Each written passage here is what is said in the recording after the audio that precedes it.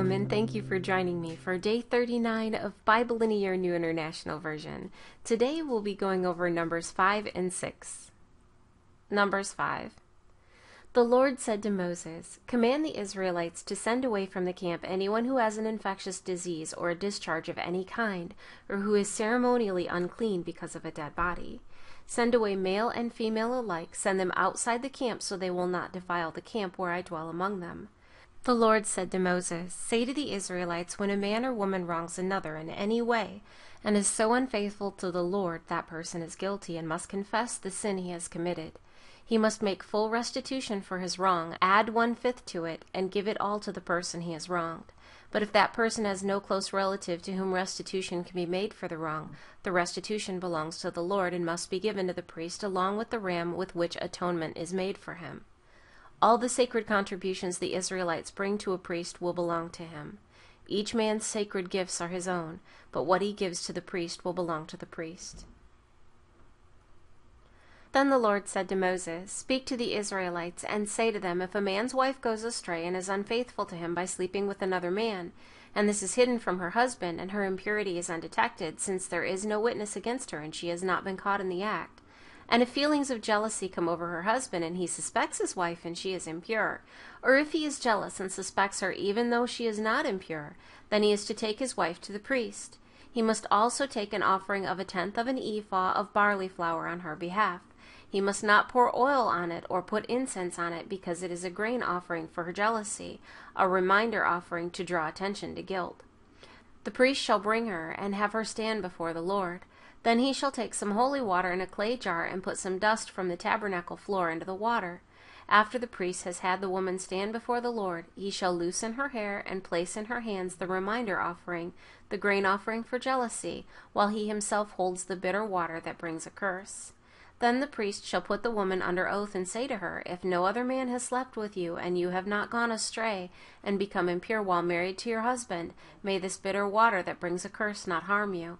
But if you have gone astray while married to your husband, and you have defiled yourself by sleeping with a man other than your husband, here the priest is to put the woman under this curse of the oath. May the Lord cause your people to curse and denounce you when he causes your thigh to waste away and your abdomen to swell.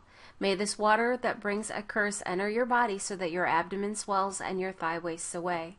Then the woman is to say, "Amen, so be it." The priest is to write these curses on a scroll and then wash them off into the bitter water. He shall then have the woman drink the bitter water that brings a curse, and this water will enter her and cause bitter suffering. The priest is to take from her hands the grain offering for jealousy, wave it before the Lord, and bring it to the altar. The priest is then to take a handful of the grain offering as a memorial offering and burn it on the altar. After that he is to have the woman drink the water. If she has defiled herself and been unfaithful to her husband, then when she is made to drink the water that brings a curse, it will go into her and cause bitter suffering. Her abdomen will swell and her thigh waste away, and she will become accursed among her people. If, however, the woman has not defiled herself and is free from impurity, she will be cleared of guilt and will be able to have children. This, then, is the law of jealousy when a woman goes astray and defiles herself while married to her husband. The priest is to have her stand before the Lord and is to apply this entire law to her. The husband will be innocent of any wrongdoing, but the woman will bear the consequences of her sin. Numbers 6. The Lord said to Moses, "Speak to the Israelites and say to them, if a man or woman wants to make a special vow, a vow of separation to the Lord as a Nazirite, he must abstain from wine and other fermented drink, and must not drink vinegar made from wine or from other fermented drink. He must not drink grape juice or eat grapes or raisins. As long as he is a Nazirite, he must not eat anything that comes from the grapevine, not even the seeds or skins.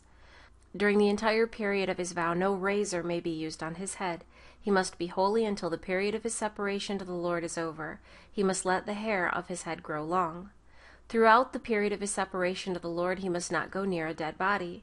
Even if his own father or mother or brother or sister dies, he must not make himself ceremonially unclean on account of them, because the symbol of his separation to God is on his head. Throughout the period of his separation, he is consecrated to the Lord. If someone dies suddenly in his presence, thus defiling the hair he has dedicated, he must shave his head on the day of his cleansing, the 7th day. Then on the 8th day he must bring 2 doves or 2 young pigeons to the priest at the entrance to the tent of meeting. The priest is to offer one as a sin offering and the other as a burnt offering, to make atonement for him because he sinned by being in the presence of the dead body. That same day he is to consecrate his head. He must dedicate himself to the Lord for the period of his separation and must bring a year-old male lamb as a guilt offering. The previous days do not count because he became defiled during his separation.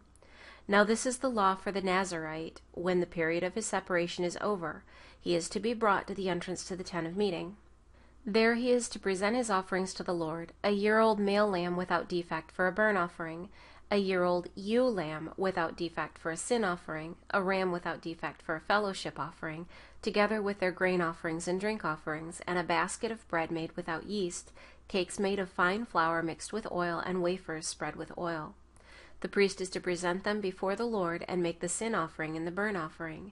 He is to present the basket of unleavened bread and is to sacrifice the ram as a fellowship offering to the Lord, together with its grain offering and drink offering.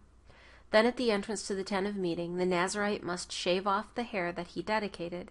He is to take the hair and put it in the fire that is under the sacrifice of the fellowship offering. After the Nazirite has shaved off the hair of his dedication, the priest is to place in his hands a boiled shoulder of the ram and a cake and a wafer from the basket, both made without yeast. The priest shall then wave them before the Lord as a wave offering.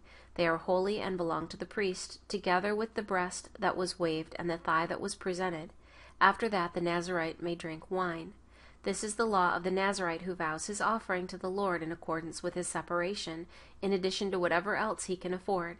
He must fulfill the vow he has made according to the law of the Nazirite.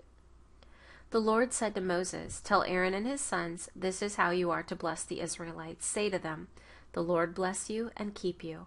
The Lord make his face shine upon you and be gracious to you. The Lord turn his face towards you and give you peace. So they will put my name on the Israelites, and I will bless them." Thank you for joining me for day 39 of Bible in a Year New International Version.